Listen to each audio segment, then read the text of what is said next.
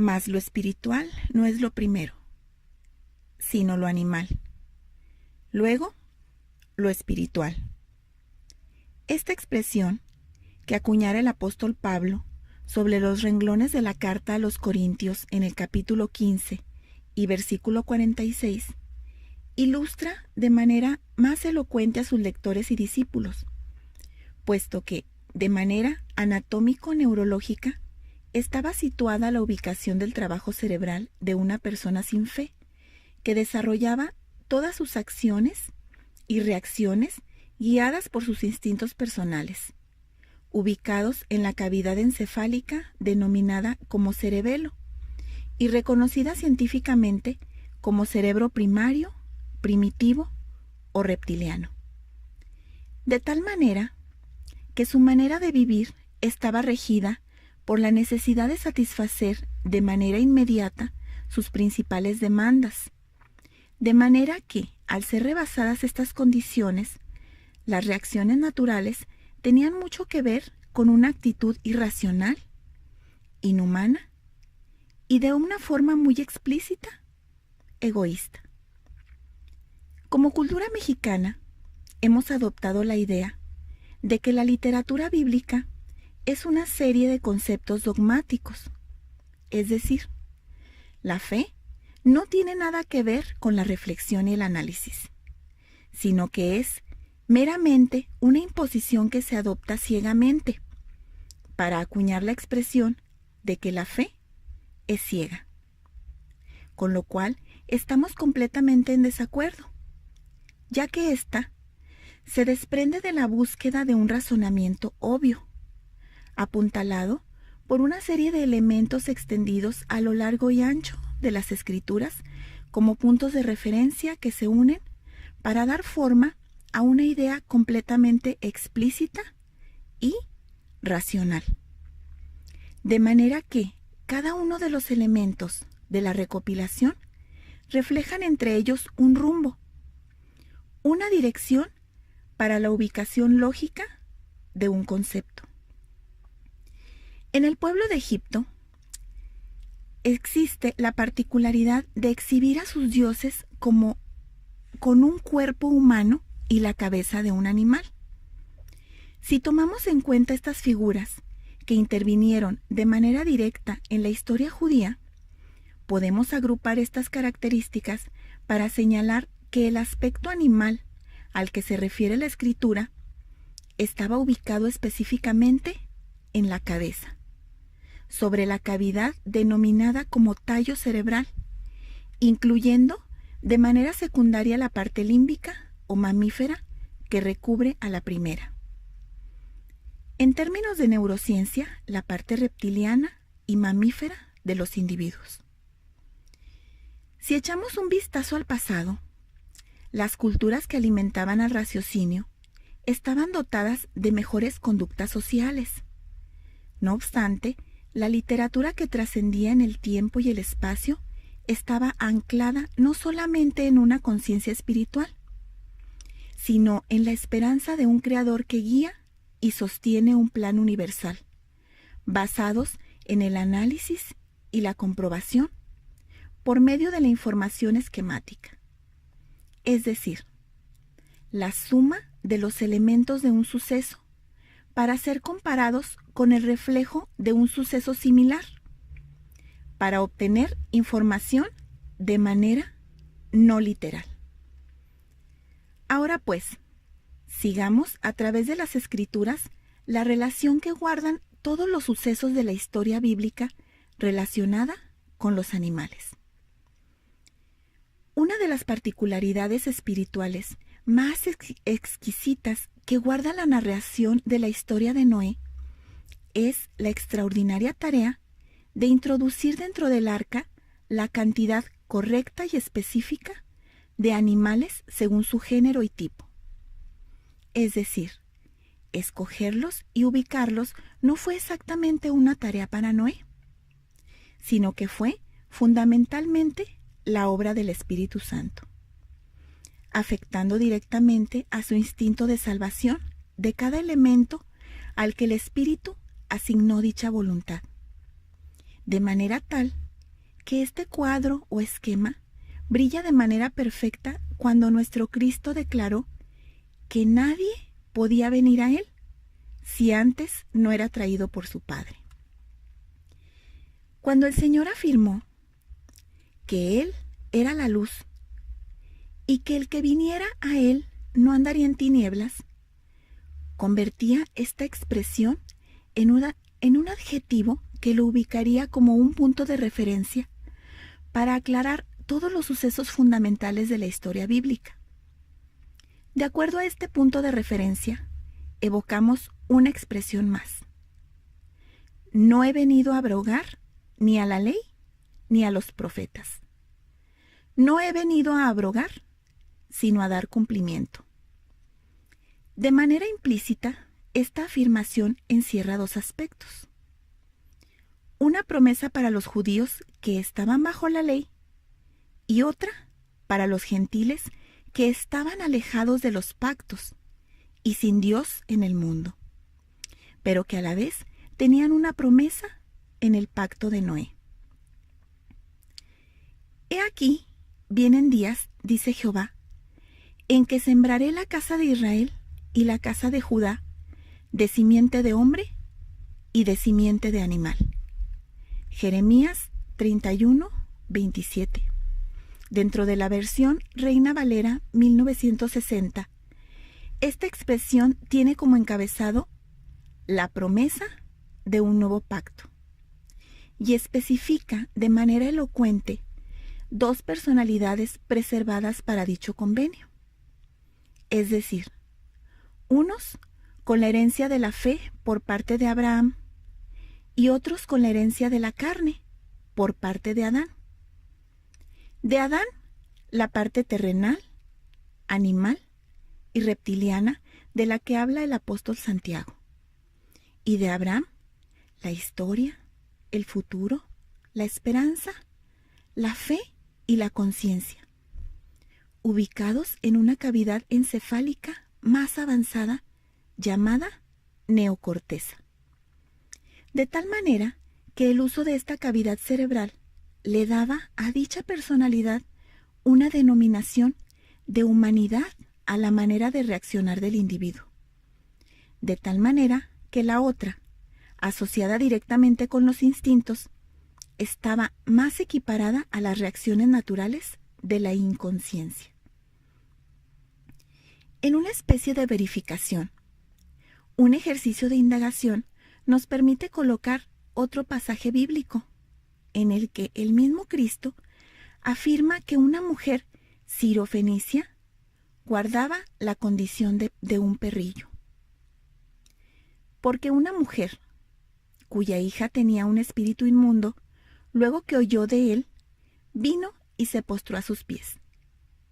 La mujer era griega y sirofenicia de nación, y le rogaba que echase fuera de su hija al demonio.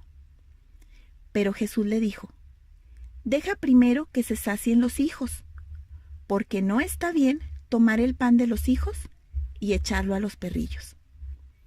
Respondió ella y le dijo: sí, Señor, pero aún los perrillos debajo de la mesa comen de las migajas de los hijos. Marcos 7, del 25 al 28. Esta expresión ubica en primer lugar a esta mujer en función de Noé, como la obra del Espíritu Santo que conmovió el instinto de conservación de ella, y en función de Cristo, como alguien a quien la promesa de Dios en ese momento alcanzaba. Y aún esto, la promesa hecha a los gentiles en el libro de Jeremías empezaba a hacerse realidad.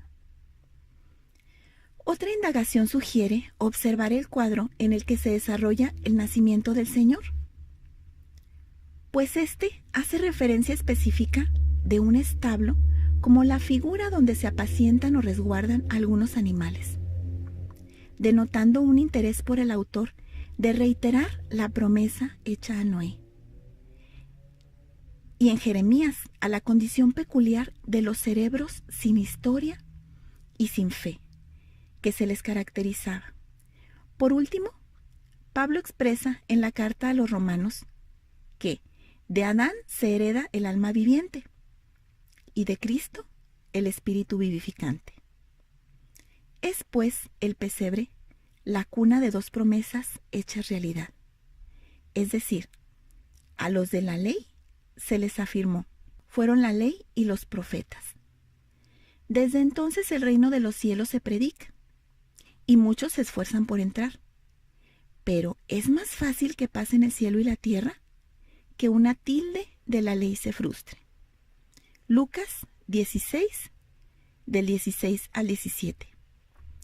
Ya que la ley era específicamente la lista de los decretos que les acusaba y que les era adversa, la cual Cristo ofreció en la cruz hacia el Padre para decretar un nuevo poder legal de salvación, es decir, un nuevo decreto de salvación por la fe que Pablo explica en la carta a los Romanos 10, del 9 al 10.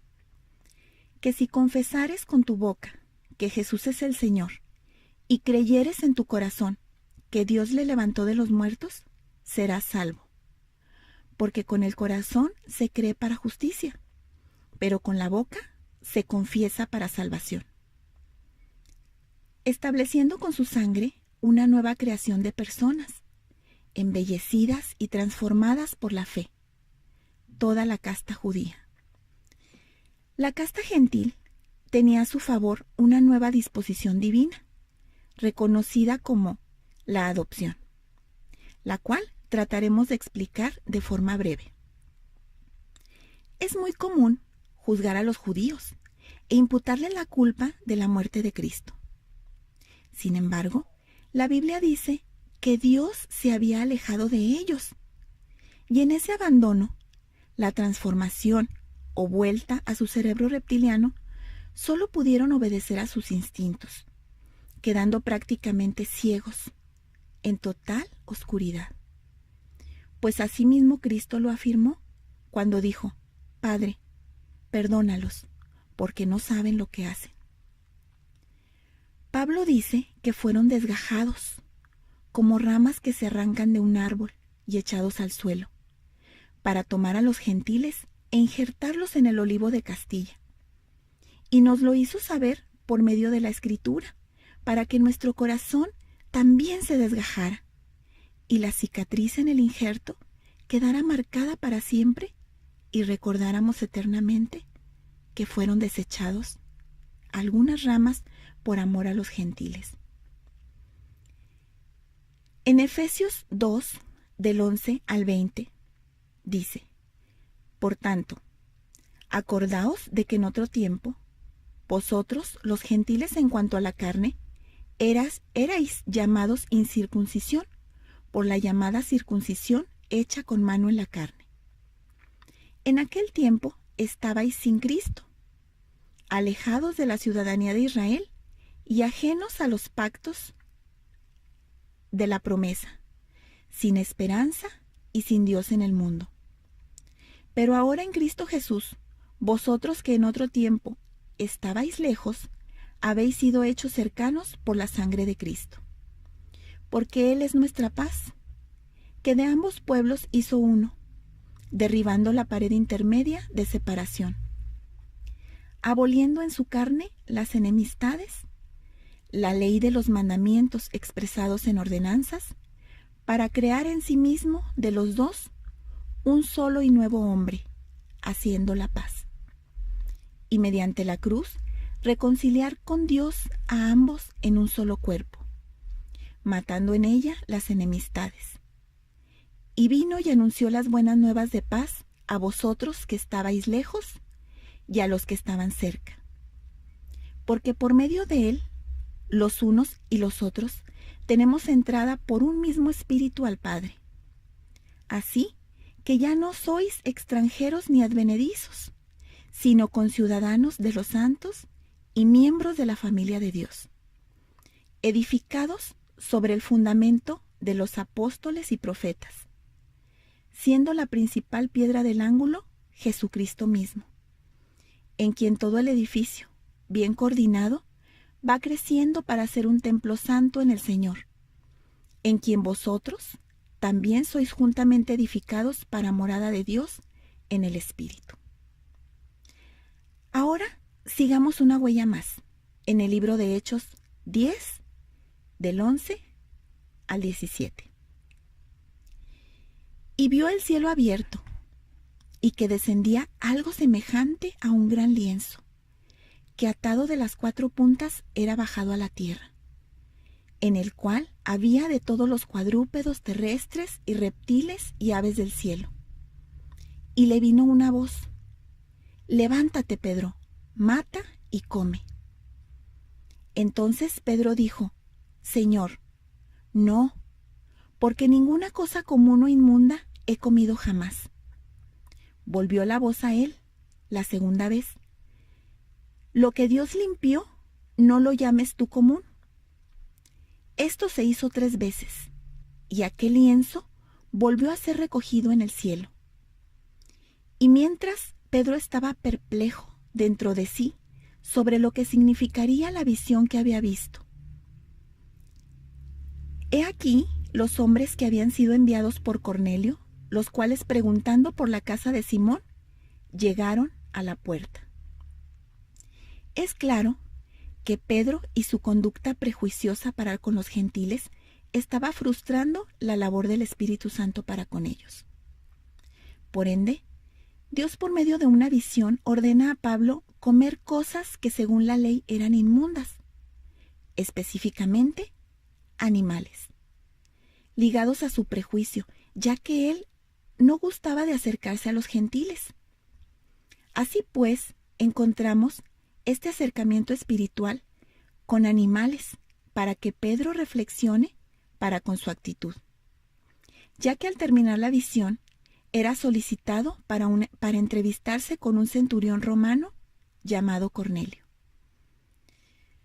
Un último comentario para reconocer esta mecánica cerebral es el siguiente. La cultura católica enseña que en nuestro hombro derecho hay un ángel aconsejándonos y en el hombro izquierdo un diablo tratando de hacernos tropezar. Una ilustración evangélica adoptada por muchos enseña una historia sioux que explica que dentro de cada hombre hay un perro negro y un perro blanco, que luchan entre sí buscando el dominio de nuestro interior. No obstante, las escrituras como neurociencia antigua ubican a Satanás como la parte contraria al raciocinio analítico de la prefrontal, es decir, un conflicto natural interior entre el cerebro reptiliano y la neocórtex, entre el egoísmo y la fe. En esta Navidad queremos obsequiarte un fundamento de fe que tiene poder para trascender a este mundo, que está hecho para guardarse en el corazón. Un fundamento legal que respalde la adopción delante de todos los magistrados divinos, capaz de abrir el cielo, pues tendrás en tus manos y en tu corazón todo el poder del Evangelio para abrir las puertas del reino. Que esta Navidad te sea el mejor de los regalos.